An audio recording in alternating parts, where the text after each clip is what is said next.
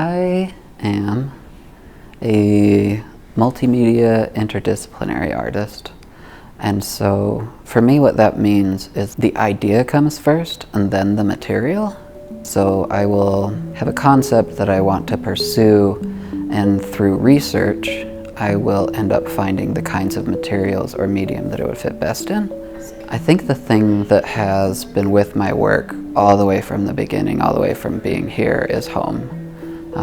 Whether that home is land, whether it was when I was an undergrad making pottery and trying to have that pottery reflect the rocks that I grew up around, all the way to now I focus a lot more on my upbringing as a Mormon. I was born and raised into Mormonism. In my graduate thesis work, which ended about 2.5 years ago, I started to research the history of Mormonism because I was realizing, like, well, if all of my foundational ideas as a child, all of my baseline realities come from Mormonism, then I should understand where Mormonism comes from. I feel like growing up here and growing up as Mormon, Mormonism was a complete and whole good.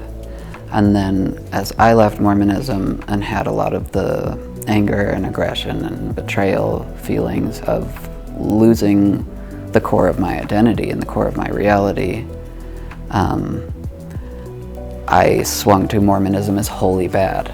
And so I think in a lot of my ideologies and the way I work now, I try to find a balance that nothing is completely one thing. Everything is a little bit of both. As I was starting that work, I really wanted to get to know the place I was from, as I was starting to also feel this both and of this is and is not my home, because this is not the place that my people evolved. This is not the place our language grew from. This is not where my flesh became what it is. And so it is very much my home. It's the place I love, but the place I love is also a massacre site. It's also a site of genocide, so that I could grow up here. And so I came back home to feel that feeling.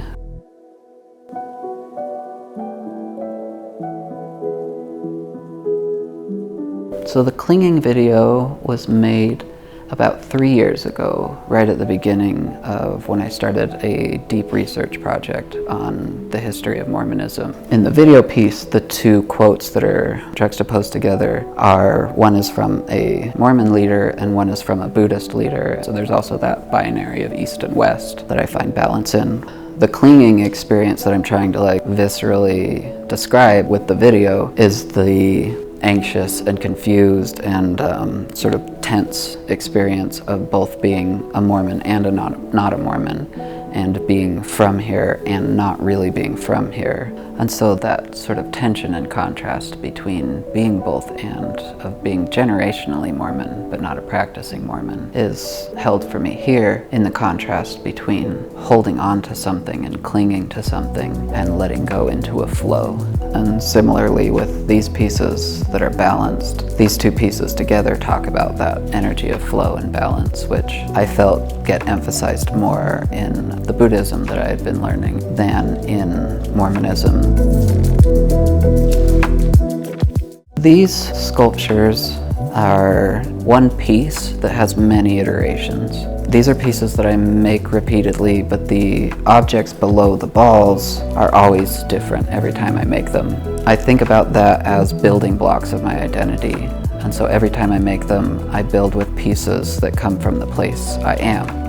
Each of the objects, like the threads of the US flag, the lace that reminds me of my baby blanket lace, and in fact my baby blanket is wrapped up in the ball below that one. And so I use some shoelace strings, so all these kind of things to be able to refer to childhood, because the title of these is Self-Portraits from Memories Blocked. That's why I gather these sort of building blocks, and then the chair legs, and the photos and the mirrors and the shoelace are all kind of supposed to reference home and childhood and basically just, where I come from.